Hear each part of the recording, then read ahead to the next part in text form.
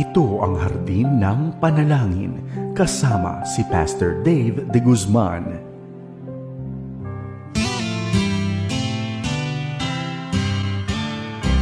May harding mapananalanginan, doon si Jesus naghihintay. O kainam ng panalangin ng hardin, doon kay gandang manalangin. Tayong natulog. Isang magandang araw ng Lunes sa iyo, kaibigan. Kamusta ka na? Naway nasa mabuti kang kalagayan, maging ang iyong pamilya. Sa araw na ito, tayo ay makararanas ng iba't ibang uri ng pagpapala na ipagkakalob ng ating Panginoon sa atin. At isa rito ay pagpapalang spiritual sapagkat dudulog tayo sa salita ng Diyos. Kung halimbawa ay hindi maganda ang iyong nararanasan sa mga sandaling ito, sa larangan ng pananalangin na mamaya ay ating gagawin, ay maihahaing natin anuman ang ating damdamin. Bagaman tayo ay nakararanas ng mga pagsubok, hindi pa rin tayo dapat makalimot na mag-alay ng pasasalamat sa ating Panginoon sapagkat patuloy ang kanyang kabutihan na ating nararanasan. Ngunit bago natin gawin ang mga bagay na nabanggit ko, hayaan muna natin siyang mangusap sa atin sa pamamagitan ng kanyang salita. Kaibigan, kapupulutan natin ng paalala ang salita ng Diyos. Kaya halika, samahan mo ako ritong muli sa ating programang Hardin ng Panalangin.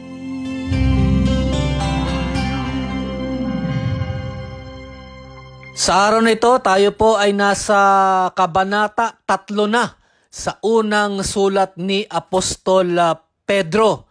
Chapter 3 na tayo in his first letter at ang tutunghayan natin ngayon sa mga piling talata sa Kabanata 3 ay patungkol sa makadiyos na pamumuhay, godly living. Tayo ay madalas napapaalalahanan patungkol sa temang ito at titignan natin ang paalala ni Apostol Pedro. Ngunit bago natin tunghayan ang salita ng Diyos, manalangin muna tayo. Kaibigan, halika, magdasal tayo. Ama namin sa langit, marami pong salamat sa panibagong buhay at pag-asa na inyo pong ipinagkaloob sa amin. Sa araw na ito ay muli kaming dudulog sa inyong salita. At sa maraming kapamaraanan, kami po ay humihingi ng pagpapala at kayo po ay mangusap sa amin. At ngayon pa lamang sa lahat po ng aming mararanasan mula sa inyo, nag-aalay na kami ng aming pasasalamat sa pangalan ni Jesus. Amen.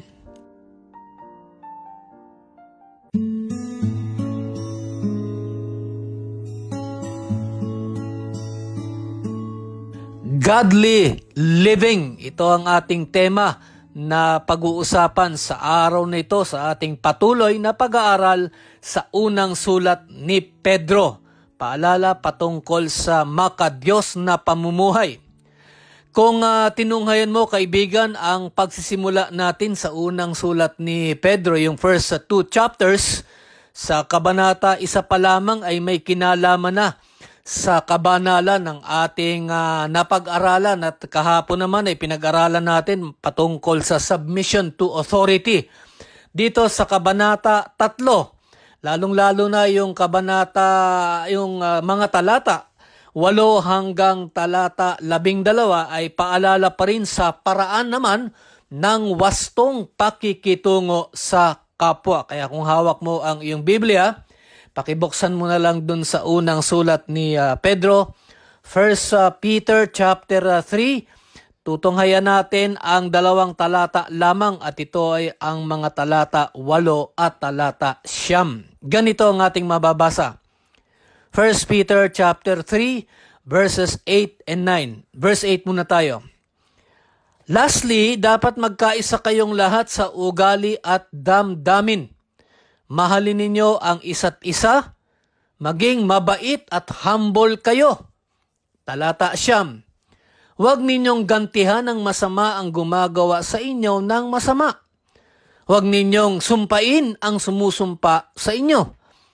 I-bless ninyo sila kasi tinawag kayo ng Diyos para tumanggap kayo ng blessing. At alam naman natin, ito ay paalala para sa atin na ang sulat ni Pedro, yung first two letters niya sa mga mananampalataya noong kanilang kapanahunan, ay ito ay nang sila ay nakararanas ng matinding pang-uusig sa kanilang mananakop. Ngunit dito sa verses 8 and 9, sa chapter 3 na ating binasa, ay may mga pangihikayat ang apostol patungkol sa makadiyos na pamumuhay sa larangan ng pang-uusig. Alam mo kaibigan, ang chapter 3 dito sa 1 Peter, ito ay may 22 verses lamang. At nabanggit ko nga kanina, ang mga ito ay patungkol sa godly living. Ano ang pakahulugan ng dalawang talata, yung verses 8 and 9 na ating binasa, na pag-aaralan natin at angkop sa atin bilang mga mananampalataya? Alam mo kaibigan, dito parang kumbaga sa corporate ang panawagan ni Pedro bilang isang sambahayan ng mananampalataya. Ang ating pamumuhay, the church, ay dapat inilalarawan. It is characterized bilang nagpapahayag ng pagmamahalan sa bawat isa, a loving relationship one with another. Yun yung dapat characteristic ng isang iglesia. At ito ay isa lamang sa mga maraming requirement nating maituturing ng pagiging matuwid na pakikitungo sa ating kapwa. Kasi ganun yun, it would follow na kung maganda ang pakikitungo natin sa loob mismo ng iglesia bilang mga mananampalataya, ay mamahalin natin ang ating mga kapwa, lalo na't yung mga wala pang tunay na pagkakilala kay Jesus. Ang ganitong paglalarawan o yung description ay magbibigay kaligayahan para sa sambahayan ng Diyos at may kalakip na pagpapala. It would bring joy and happiness to the entire church. Kung susuriin natin ang sinabi ni Pedro, magkaisa kayo, unity kaagad, sabi niya, magkaisa kayo. Mahalin ang bawat isa, maging humble at mabait, huwag gumanti at huwag sumpain. Ito ay ginagawa rin natin bilang mga mananampalataya. Alam mo kasi kung minsan, yung panghihikayat ni Apostol Pedro, minsan ay opposite dito sa kanyang ipinangaral. Di ba sabi nga niya, magkaisa kayo. Bakit? Kasi minsan walang pagkakaisa sa loob mismo ng iglesia. Sabi nga, mahalin ang bawat isa. Bakit? Hindi nagpapakita ng pagmamahalan ang magkakapatiran. Maging humble at mabait. Nako, maraming mapagmataas rin sa loob ng iglesia. Huwag gumanti at huwag sumpain. At kung minsan tayo ay naghahangad ng hindi maganda, kung tayo man ay nakararanas ng maling pakikitungo ng ating kapwa mananampalataya, kaya kung minsan opposite yung ating paglalarawan. Ito ay ginagawa rin natin bilang mga mananampalataya, yung contrast doon sa panghihikayat ni Pedro. Ganito kadalasan ang tugon natin kung halimbawa ay pansariling layon ang nais nating isulong. Tayo ay nagiging hindi natin sinusunod yung sinasabi ni Apostol Pedro. Bakit? Yung 5 nabanggit niya, yung magkaisa, mahalin, maging humble, wag gumanti at wag sumpain. Kadalasan ang tugon natin ay opposite doon sa kanyang panghihikayat. Bakit? Sapagkat, una, pansariling layon ang nais nating isulong. At ikalawa, kung tayo ay nakararamdam ng pang-uusig sa kapwa-kapatid sa pananampalataya, may dahilan man o sila wala, halimbawa kung sila ay naiinggit sa atin, ay ganito ang maaari natin maging damdamin. Tayo ay maghiganti kung tayo ay nakakaramdam ng pang-uusig. Hindi tayo ligtas sa ganitong damdamin, kaibigan. At kung hindi tayo magpapasakop sa Espiritu ng Diyos, ay malamang opposite ang ating gawin. sa dalawang talatang ito, itong verses na ating pinag-aaralan ay binanggit ni Pedro ang wastong pakikitungo, higit sa lahat sa kapatiran. Alam mo dito, pagka binasa mo to, no, sinuri mong mabuti yung binasa nating mga dalawang talata. 5 kalinisang buddhi. There are at least 5 virtues of a life pleasing to God ang kanyang sinabi. Unang-una yung unity. Saan? Bakit tayo kinakailangan magkaisa? Para saan? Sa layo ng Diyos sa iglesia.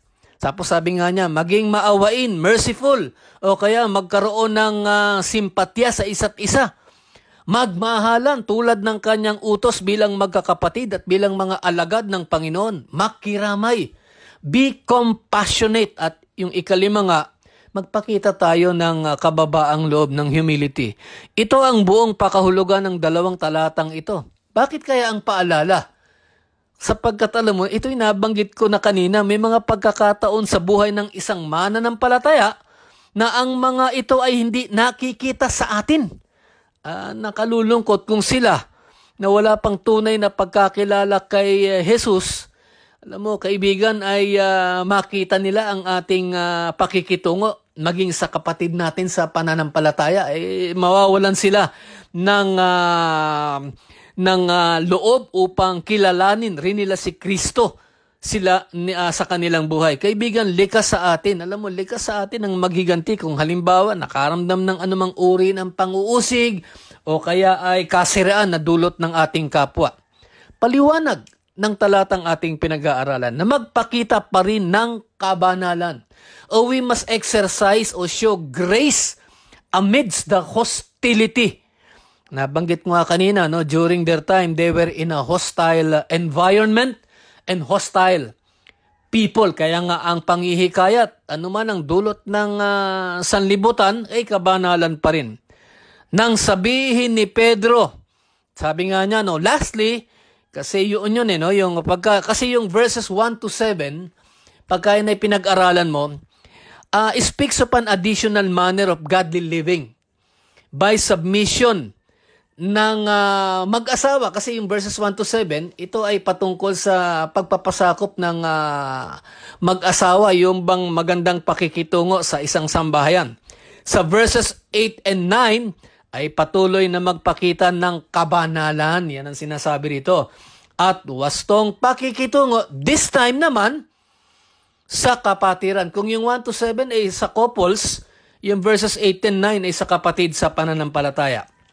Kaibigan, sa lahat ng tao, magpakita ng pagiging matuwid ang isang anak ng Diyos sa larangan ng kanyang pakikitungo at pamumuhay. Kaibigan, ang ating tema ay godly living. Ang tanong, ginagawa ba natin ito sa ating paligid? Ito ba ang ipinamamalas natin higit sa lahat sa ating kapwa na wala pang tunay na pagkakilala kay Jesus? Paano ka makapanghihikayat kung mismong kapatid mo sa pananampalataya ay hindi mo pinakikitaan ng isang tunay na banal na pamumuhay sa iyong buhay?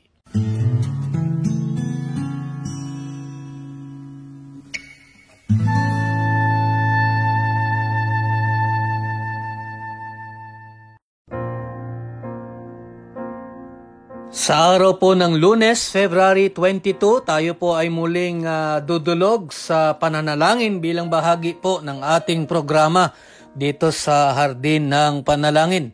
Samahan niyo po ako upang mamagitan tayo sa mga pangangailangan ng ating mga kapatid sa pananampalataya. Dakila naming Diyos, marami pong salamat at muli ay magkakaroon kami ng pagkakataon upang dumulog sa inyo at mamagitan para po sa kahilingan ng kagalingan ng aming mga kapatid sa pananampalataya. Naway ito po ay magkaroon ng katugunan. Kung ito po ay inyong lalayunin at loloobin, makakaranas po sila ng kagalingan. Sa aming po mga ihahaing, kami po ay nag-aalay ng pasasalamat anuman ang inyong maging tugon. Nananalangin po kami kay kapatid Teresa. Ang kanya pong pananalangin, O Diyos, ay healing sa kanyang karamdaman and good result sa kanya pong ultrasound, sapagkat nagpa-ultrasound po siya sa goiter at sa abdomen, at ang kanya pong pangamba ay ang kanyang kalagayan. Naway pagkaloob mo ang kapahingahan sa kanya pong kalagayan, ipagkaloob mo, O Diyos, ang kagalingang hinihiling ni kapatid Teresa. Ganon din po kay kapatid Marlene. Healing din po sa anumang karamdaman ang kanyang idinudulog sa inyo sa araw na ito. Kay kapatid Bernie, siya po ay may karamdaman sa kanyang balikat. Siya po ay nakararanas ng frozen shoulder at naway makapagpatingin siya sa isang dalubhasang manggagamot to address yung kanya pong kalagayan. Si kapatid Miraflor naman po, ang kanya pong pamamagitan sa larangan ng pananalangin ay para sa kanyang anak at pamangkin na naway sila po ay magkaroon na ng trabaho, open opportunities para sa anak ni Miraflor at ganoon din po sa pamangkin ni Miraflor na sila po ay makapagtrabaho. Para po kay kapatid Naomi, ang kanya pong kahilingan ay pananalangin para sa kanyang pamilya for whatever reason, kaya dinudulog namin sa inyo, O Diyos, ang pamilya ni Naomi. Anuman po ang kanilang kalagayan at pangangailangan, kami po ay dumudulog sa larangan ng pananalangin. Would you, Lord, address the needs ng pamilya ni Naomi? Para po kay kapatid Kathy, protection and health para po sa kanyang buong sambahayan. Para naman po kay kapatid Elizabeth, ay nais po niyang idulog sa inyo kung ano man ang layo ninyo, O Diyos, sa kanyang buhay. Ito man ay sa paninilbihan o sa larangan ng pagtatrabaho, ay humihiling po siya na malaman niya ang inyong kalooban upang siya po ay maging matagumpay sa kanyang mga gagawin. Good health naman po para sa kanyang mga magulang. Ito po ang idinudulog sa inyo ni kapatid Esther. Kay kapatid Adelisa, nananalangin po siya sa kanyang pamilya o para sa kanyang pamilya na nasa Amerika. Nananalangin po siya na maging maayos at proteksyonan mo, O Diyos, ang pamilya ni Adelisa. Kay kapatid Persida, ang kanya pong pamamagitan ay para sa kanyang mahal na asawa.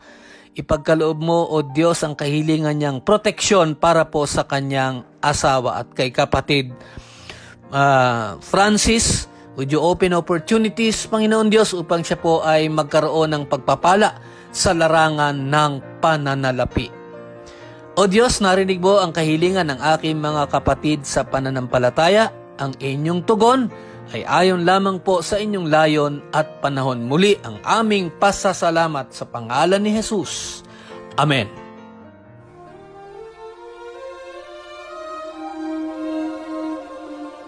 Tunay nga na tayo ay muling napaalalahanan patungkol sa tema ng godly living. At ito ay panghihikayat pa rin ni Apostol Pedro amidst hostile environment o maging hostile people. Tayo ngayon ay mananalangin at magpapasalamat at hihingi ng kalakasan at karunungan sa ating Panginoon upang in a hostile situation, tayo ay magpakita pa rin ng kabanalan. Tayo ay manalangin. Dakila naming Diyos, marami pong salamat sa paalala na kami po ay pagkalooban mo ng kalakasan, ng self-control upang ang amin pong halimbawa ay maging maganda sa harap ng mga taong wala pang tunay na pagkakilala sa inyo. At sa amin pong nararanasan bilang inyong mga anak, lalo na sa mga bagay na ipinahihintulot mo na nagbibigay sa amin ng pag-aalala o pagkabalisa o kaya kami ay natatakot o kami ay nakararamdam ng anumang uri ng pang-uusig, naway tumimo pa rin sa aming puso at isipan ang isang banal na patotoo upang ang kaluguran at ang kaluwalhatian ay maipagkaloob ng aming kapwa higit sa lahat sa inyo. Muli ang aming pasasalamat sa pangalan ni Jesus. Amen.